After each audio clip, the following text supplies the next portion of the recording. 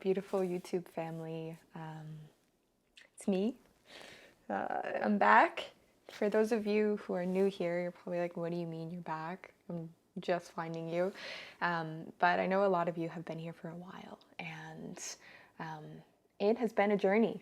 And just wanted to give a little life update. Regardless of who watches this, it just feels important as I step into and embrace this next cycle of teaching and sharing and showing up in this space to provide some context and some background. And I started my YouTube channel back in 2018 when the stars aligned was born after 2 years of very miscellaneous YouTubing. And it was all about staying in your alignment in life, trusting in the timing of your life, trusting that you are exactly where you need to be, and you are a unique, beautiful being. And astrology is one tool. It's a beautiful art form. It's a beautiful archetypal tool to understand yourself on a deeper level. And it's been a huge part of my own process of self-awareness, of growth, of trust, of deep relationship with God. And it can be really beautiful if it resonates with you. It can take the form of human design. It can take the form of Western astrology, Mayan astrology, gene keys. There's just so much on offer. And I feel blessed. I feel grateful that these systems came into my life so young. One, I was born in Salem, Mass, so I was kind of surrounded by astrology all throughout my childhood to an extent. Not from anyone particularly in my family, just kind of like, oh, that's interesting. You know, I'm kind of drawn to that. Definitely some past life witch ancestry or lineage, I'm sure. And when I was 18, it really started crossing my path more thoroughly with gene keys, and then Mayan astrology, then gene keys and human design, and it catalyzed me on this path of really wanting to understand and teach. And I've personally been going through, so here's a little background update. I've personally been going through some massive internal shifts, more so than anything on a deeply psychological, emotional level. And I think we all have. I think given the state of the world right now, like the world, if we look at the process of a butterfly, right, going from caterpillar to butterfly, I think we're in this massive cocoon phase collectively and in humanity, where there a lot's being questioning, a lot's breaking down. And you know, in order to become a butterfly, the caterpillar literally turns to mush. It's fascinating. If you've never watched a YouTube video on it, please go do that now. Save this, open another tab, and type in like caterpillar process to becoming a butterfly, and you'll see the thing literally turns to goop, and then that goop forms a cocoon, and from this cocoon comes this glorious butterfly. And I don't know how long, I don't know if anyone can truthfully say they know how long that's going to last, but I do feel we're in this, like, we have all these composted materials, and the goal isn't to try to piece them together to make something work and attain this false sense of security out of what's already, you know, kind of died. It's about how do we let something die fully and still find beauty and still find meaning and still find depth and trust in what's coming, still take steps forward, nurture ourselves, nurture each other. So I feel like we're collectively and individually, of course, micro to macro, in this space of really becoming. And that's supposed to feel incredibly unknown. You know, it's not supposed to feel really comfortable. And I see astrology as like a language. It's an art form. It's an archetypal language to understand life through mythos. And this is very Scorpio style. And for whatever reason, my soul chose to incarnate with a whole lot of Scorpio energy in my chart. I have about 7, I think I have like 5 planets in Scorpio, a stellium, and then 2 other asteroids, and a lot of intense aspects. You know, I definitely signed up for a life journey of understanding that phoenix journey, the transformation, the growth through the grit. And I've seen a lot in my 27 years on this planet. And something I continually learn is when I think I'm about to die and when everything feels so hard, that is such a vital step of the process, but it does change. And maybe someone needs to hear that, that it's okay if it feels unknown.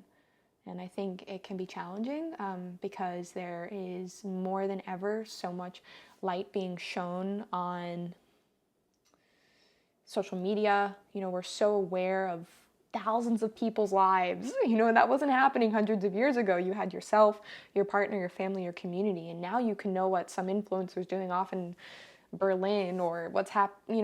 There's so much information, and it can be hard not to compare ourselves. And things like Instagram, highlight reels, they really exemplify these like peak moments. But life isn't about peak moments. It's really not. It's a part of it. But the grit and the uncomfortable and the discomforting is a vital step in the growth. So if you are in that place right now, if you feel like you're growing through some grit, it's okay. It's okay if you don't know what's coming. It doesn't mean anything's wrong. You're not broken.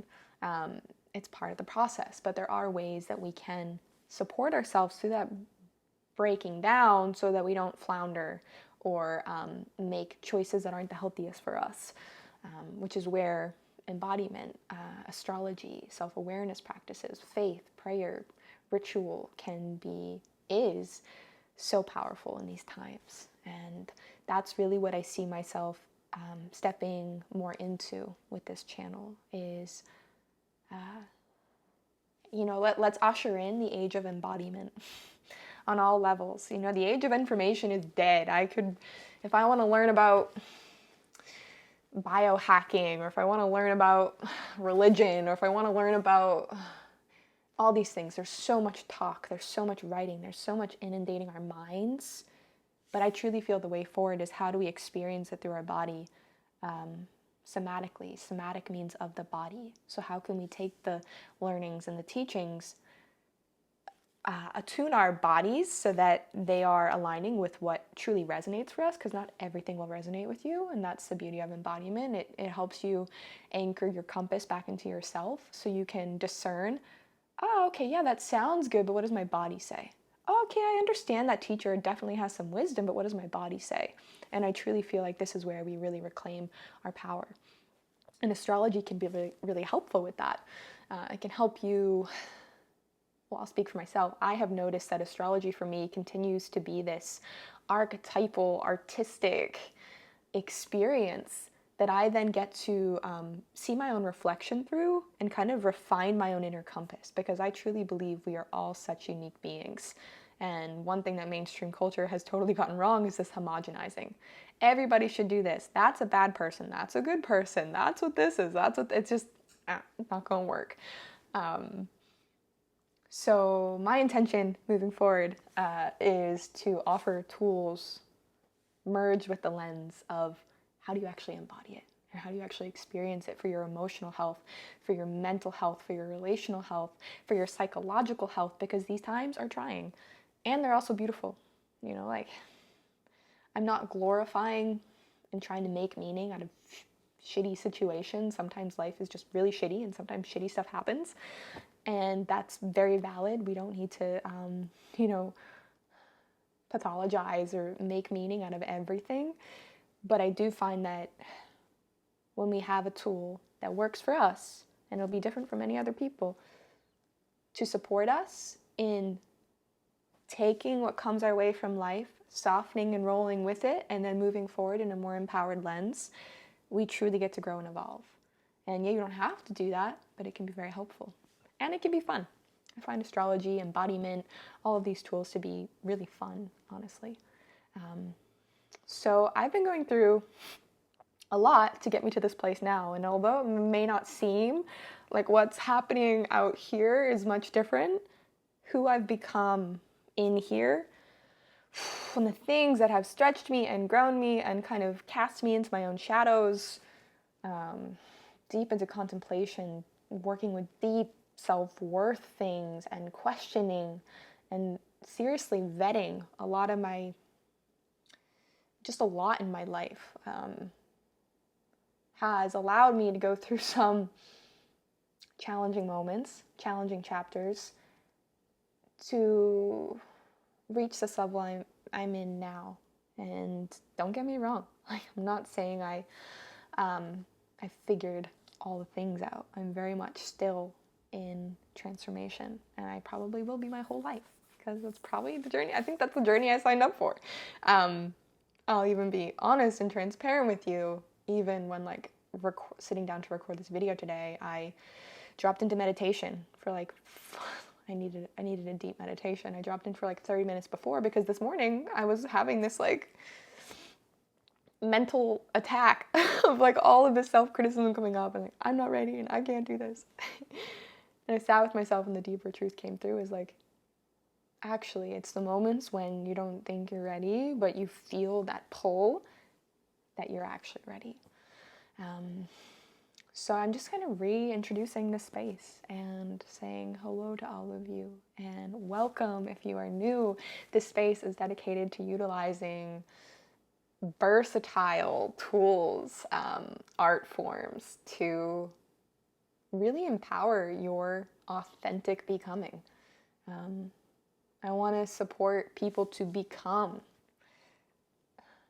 who you want to be, who you were born to be, who you want to be for the world. I think it's a beautiful thing to want to really understand who you are. And that's something I've had to kind of like psychologically and emotionally fight for in a way with myself. I continue to learn more about myself through my experiences and my relationships and the chapters of my life. And I am someone who really, truly honors personal freedom, personal expression, the uniqueness of each human being, and also the boundaries that are sometimes needed and the self-care that's needed to ensure that you get to be that.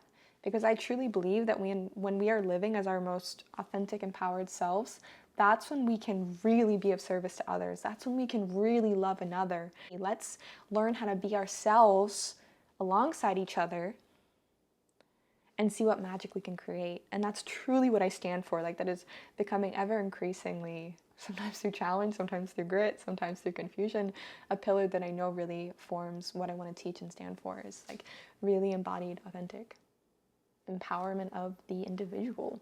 Because I continually see that that's what allows us to actually work as a collective and encourage and accept and lift each other up as a collective, as when we're not suppressing that unique impulse, that unique genius of ourself. So you're going to find all those things in this space, bringing through some quantum embodied human design. I say that because I do teach human design, but I really teach it through my own channel and my own oracle.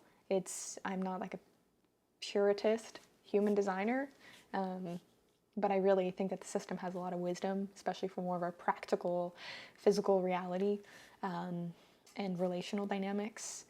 Astrology will be mixed in, Mayan astrology, which I find to be a really beautiful gateway into more of the shamanic elements of our lives and our psyches, really connecting us back to nature and our place within the greater tapestry of the world, which can sound so dramatic and out there, but it's really quite simple and natural. Embodiment, somatic work, moving emotions through your body, expression, healing, shame, releasing, just like feeling more at home in these physical bodies. Intimacy, relating, sexuality, full permission for the versatility here that is Kelly. And I hope that you enjoy it. So I just kind of wanted to come out of the existential shadows that I have been in, that have been incredibly necessary. I'm a 6'2" in human design, and I've definitely, I'm at the tail end, you could say, of my first phase. And my introversion and solitude is something that has been like absolutely essential for me. Sometimes blissfully and sometimes catatonically, sometimes cynically and sometimes optimistically, but really gaining wisdom from the full spectrum. And I'm excited to share more and offer anything I've learned to perhaps support you on your journey. That's really my intention. I really believe, and I see it time and time again, that when we are stepping forth with our unique gifts and expression, that is the gift, that is the purpose that can serve the greater good all around us. When we rise up in that personal truth and our sharing of our authentic experiences. So I think that's it. I'm going to record some more content today. I have some really exciting things lined up. I have Temple of Honey, which is the woman's embodiment archetypal journey, kicking off end of June, start of July. There are still some spaces left. I'm revamping my YouTube organizational structure here. I'm doing some really fun reorganizing to kind of hold the teachings, the sharings that are ready to come through. So if you watch this, wow, it's already 16 minutes. Thank you for being here. I would love to hear from you below if you have anything you want to share. Or if you have specific desires along the lines of what I've kind of already mentioned I'm going to be bringing to the space, please tell me. I would love to hear from you. Of course, I'm going to share what feels true for me to share, but I also want to prioritize unique, specific things you all may be curious about in these times. So I will be catching you on the next video, and I'm really looking forward to this new chapter.